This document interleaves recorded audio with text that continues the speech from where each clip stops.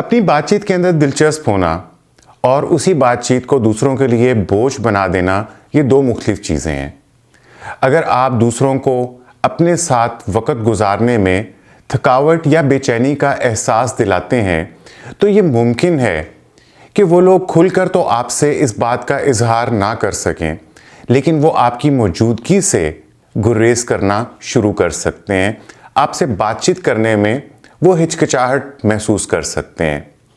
کیا آپ نے ایسا محسوس کیا کبھی کہ کہیں آپ اپنے تعلقات میں، اپنی بات چیت میں یا اپنے روزمرہ کی جو ڈیلنگز ہیں، اگر وہ اچھے طریقے سے نہیں چل رہی تو کہیں آپ ہی انہیں غیر آرام دہ بنانے کا سبب تو نہیں ہے؟ اس بات کو پہچاننا آسان نہیں ہے، لیکن اس ویڈیو میں آپ کے ساتھ کچھ نشانیاں ایسی شیئر کرنے والا ہوں جو آپ کی شخصیت کے بارے میں بہت کچھ بتا سکتی ہیں۔ یہ وہ 8 نشانیاں ہیں جو میں آپ سے شیئر کروں گا، اور شاید یہ آپ کی شخصیت کو دوسروں کے لیے کم دلکش بنانے کا سبب بن رہی ہوں۔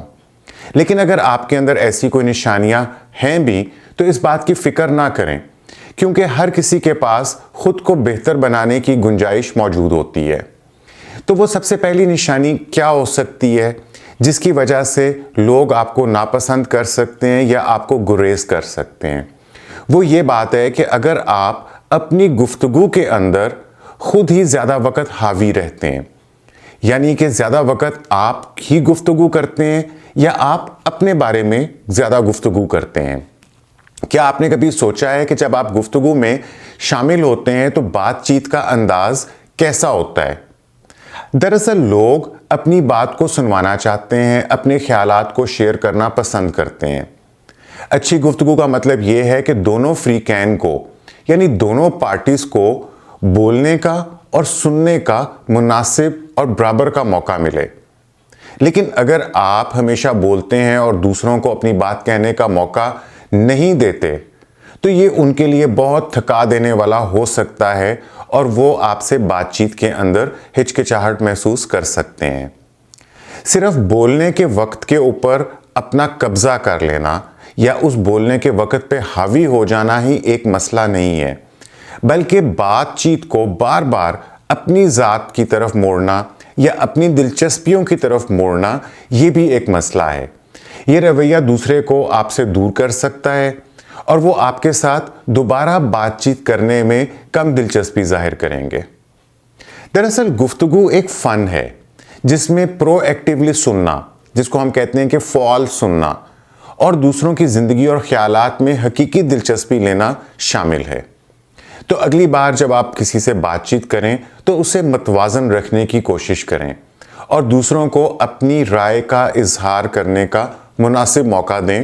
اس سے لوگ آپ کو نہ صرف یہ کہ پسند کریں گے، بلکہ آپ کی بات چیت جو ہے بہت متوازن ہوگی اور لوگوں کو اس بات کا احساس ہوگا کہ آپ ایک اچھے سامع بھی ہیں اور ایک اچھے مقرر بھی ہیں۔ اس کے علاوہ جو اگلی چیز ہے دوسرے نمبر پر، وہ یہ رویہ ہو سکتا ہے کہ اگر آپ اپنی بات چیت کے اندر اکثر منفی رہتے ہیں۔ مجھے اپنا ایک دوست یاد ہے جو کہ ہر وقت شکایات کیا کرتا تھا، چاہے وہ موسم کے بارے میں شکایت ہو، کام کے دباؤ کی، سٹریس کی ہو یا زندگی کی مشکلات کی۔ وہ ہر اچھی بات میں سے برائی ڈھونڈ لیتا تھا۔ میرے دوست جو اور لوگ تھے وہ موضوع کو مثبت رکھنے کی کوشش کرتے تھے، لیکن یہ پرٹیکولر شخص جو ہے وہ ہمیشہ اپنی شکایات پر ہی واپس آ جاتا تھا۔ ہر وقت اس کے پاس کچھ نہ کچھ ایسا ضرور بولنے کے لیے منفی ہوتا تھا کہ وہ کس بات سے تنگ ہے، اسے کس چیز سے تکلیف ہے، یا وہ زندگی کے لوگوں کے رشتوں کے منفی پہلو اجاگر کیا کرتا تھا۔ اور پھر ایک دن اس نے خود سے اس بات کو محسوس کیا کہ شاید اس کے جو دوست ہیں، اس کے ارد گرد ملنے والے لوگ ہیں، ان کا اس سے ملنے سے اور بات چیت کرنے سے شوق کم ہو گیا ہے۔ یہ چیز اس کے لیے ایک جھٹکا تھی۔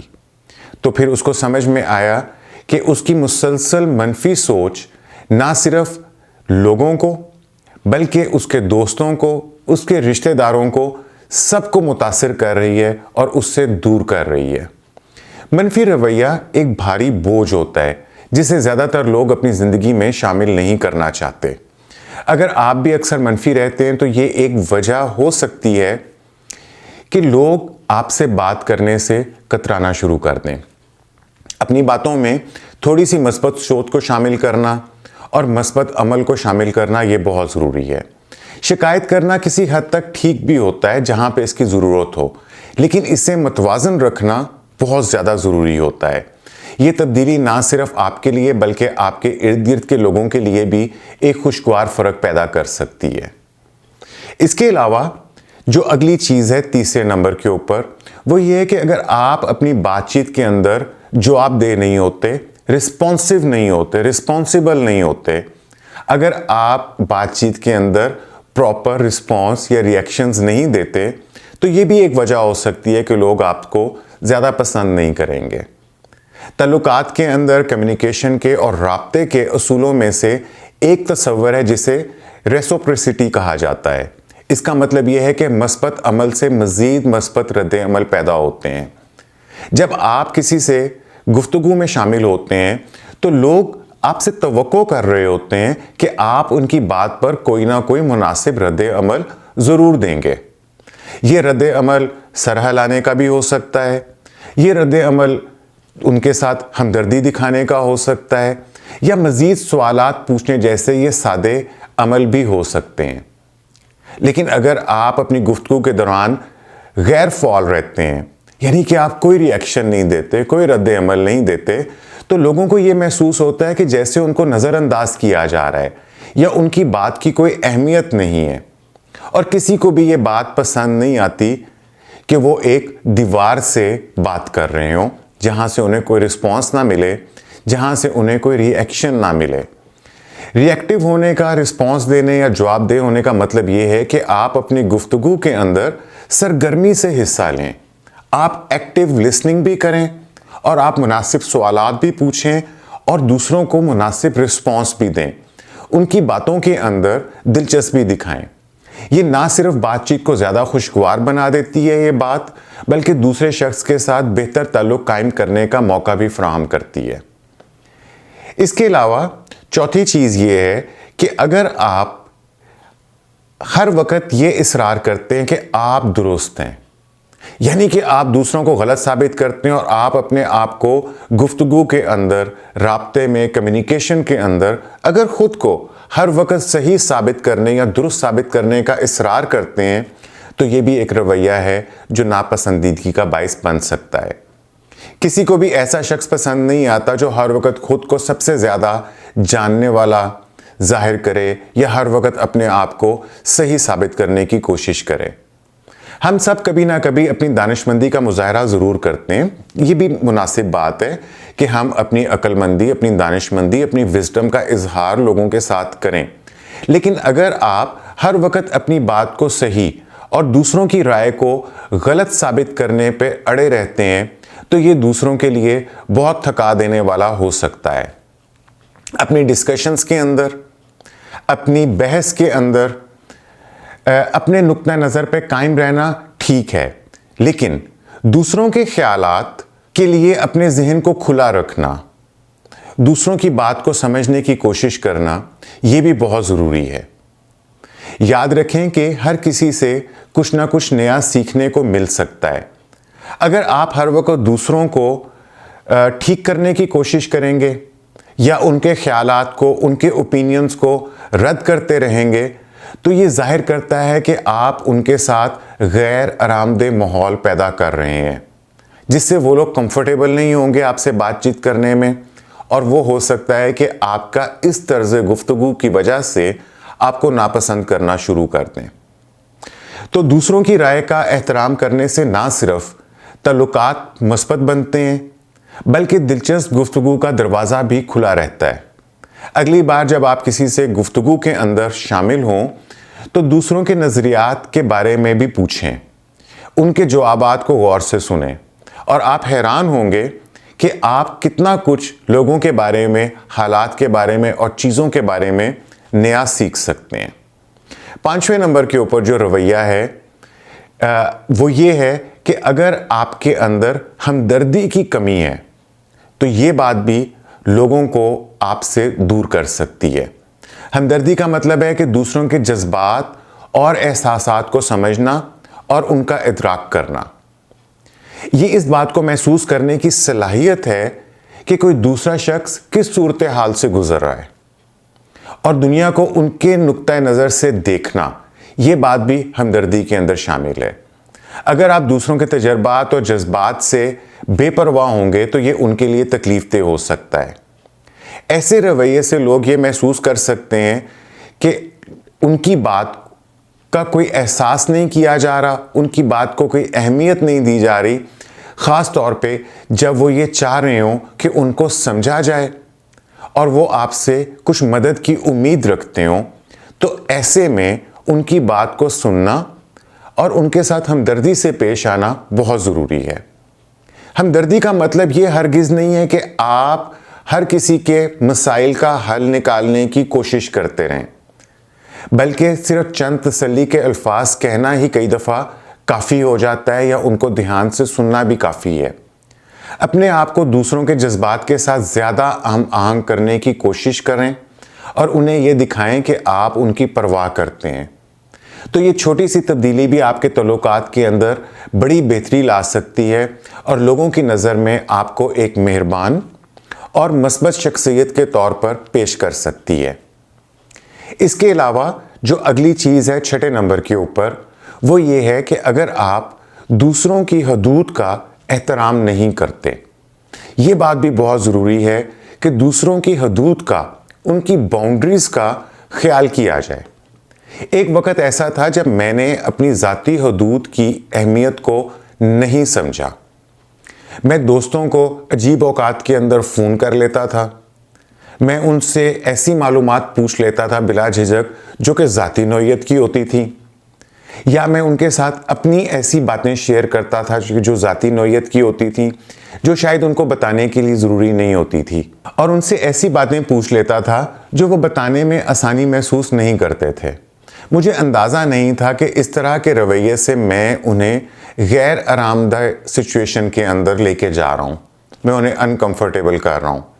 اس طرح کے رویے سے میں انہیں ایسی پوزیشن کے اندر لے کر آ جاتا تھا جہاں وہ بات کرنے میں ہچکچاہٹ محسوس کرنا شروع کر دیتے تھے، اور یہ بات مجھے تب تک سمجھ میں نہیں آئی جب تک کہ میرے ایک قریبی دوست نے میری توجہ اس طرف مبذول نہیں کروائی۔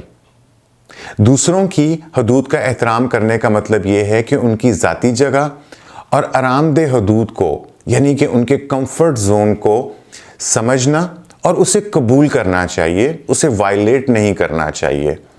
یہ انہیں وہ جگہ دینے کی بات ہے جس میں وہ محفوظ اور پرسکون محسوس کرتے ہیں۔ اگر آپ بار بار ان کی حدود کو عبور کرتے ہیں تو یہ آپ کو تھکا دینے والا یا دخل اندازی کرنے والا انسان بنا سکتا ہے۔ یہ یاد رکھنا ضروری ہے کہ ہر کسی کا اپنا ایک کمفرٹ زون ہوتا ہے، تو لوگوں کی جو اشارے ہیں ان کو سمجھنے کی کوشش کریں تاکہ آپ ان کی حدود کا اور ان کی باؤنڈریز کا احترام کر سکیں۔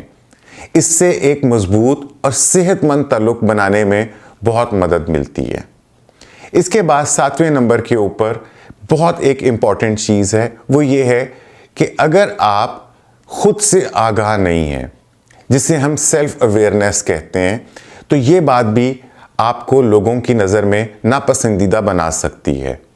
سیلف اویئرنیس یعنی کہ خود آگاہی کا مطلب یہ ہے کہ آپ اپنی شخصیت، اپنے جذبات، اپنے مقاصد، اپنے گولز، اپنی خواہشات کو بہتر انداز میں سمجھیں۔ سیلف اویئرنیس یہ ہے کہ آپ کے اندر یہ دیکھنے کی صلاحیت ہو کہ آپ کے الفاظ اور آپ کے عمل دوسروں کو کیسے متاثر کرتے ہیں۔ اگر آپ خود سے آگاہ نہیں ہیں تو آپ کی کچھ عادات اور آپ کے کچھ رویے لوگوں کو ناگوار کر سکتے ہیں یا ان کو انکمفرٹیبل فیل کروا سکتے ہیں، اور آپ کو اس کا اندازہ بھی نہیں ہوگا۔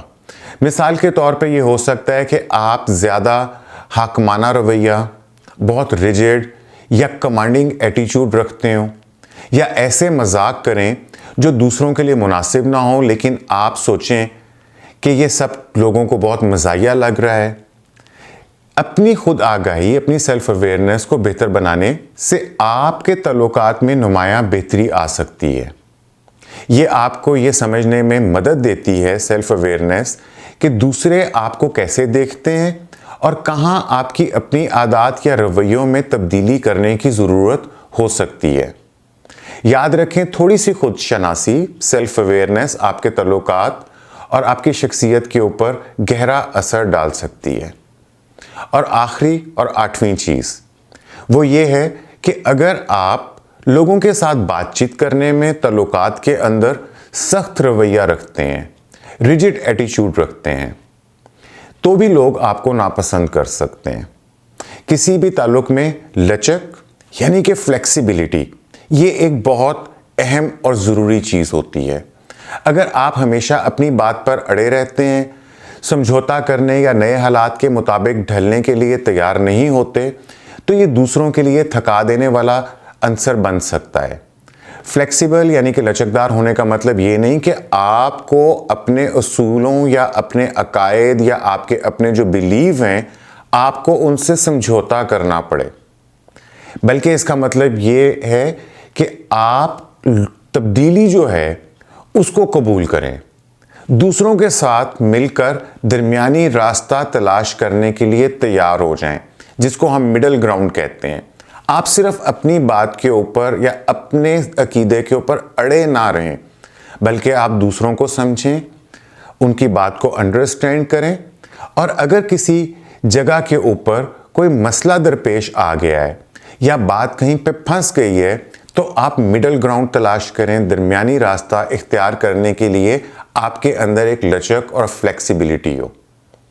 اگر آپ ہمیشہ اپنی مرضی پر زور دیتے ہیں، نئی چیزوں کو آزمانے سے انکار کرتے ہیں یا دوسروں کے خیالات کو بغیر سوچے سمجھے مسترد کر دیتے ہیں، ریجیکٹ کر دیتے ہیں، تو یہ ظاہر کرتا ہے کہ آپ کا رویہ دوسروں کے لیے پریشانی کا باعث بن سکتا ہے۔ تھوڑا سا جھکنے کی آمادگی دوسروں کے خیالات کا احترام کو ظاہر کرتی ہے۔ یہ ہم آہنگی برقرار رکھنے اور باہمی سمجھ بوجھ کو فروغ دینے میں مددگار ثابت ہو سکتی ہے۔ یاد رکھیں کہ تھوڑی سی لچک تعلقات کو مضبوط اور پائیدار بنانے کے لیے بہت اہم ہوتی ہے۔ تو یہ جو ساری باتیں میں نے آپ کے ساتھ کی، یہ سب کی سب آپ کو خود کو بہتر بنانے کے متعلق ہیں۔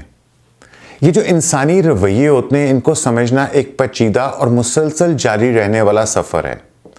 ہم سب میں کچھ نہ کچھ ایسی عادات ہوتی ہیں جو دوسروں کے لیے مشکل ہو سکتی ہیں، انہیں قبول نہیں ہوتی، لیکن ان عادات کو پہچاننا پہلا قدم ہے اپنی ذاتی ترقی کے لیے اور اپنی پرسنل ڈیولپمنٹ کی جانب۔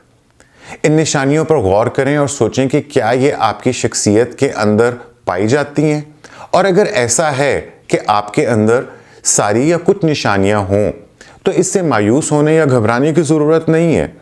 یاد رکھیں کہ شعور، انڈرسٹینڈنگ، آگہی ہی تبدیلی کی شروعات کا پہلا سٹیپ ہے۔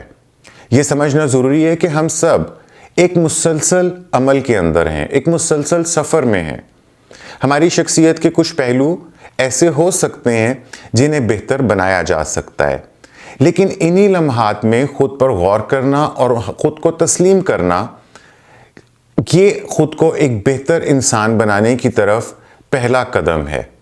اپنے آپ کو جاننے اور بہتر بنانے کے سفر کو قبول کریں۔ یہ وہ عمل ہے جس کے ذریعے ہم نہ صرف اپنے تعلقات کو بہتر بنا سکتے ہیں، بلکہ اپنے آپ کو بھی بہتر طور پر سمجھ سکتے ہیں اور قبول کرنے کا ہنر سیکھ سکتے ہیں۔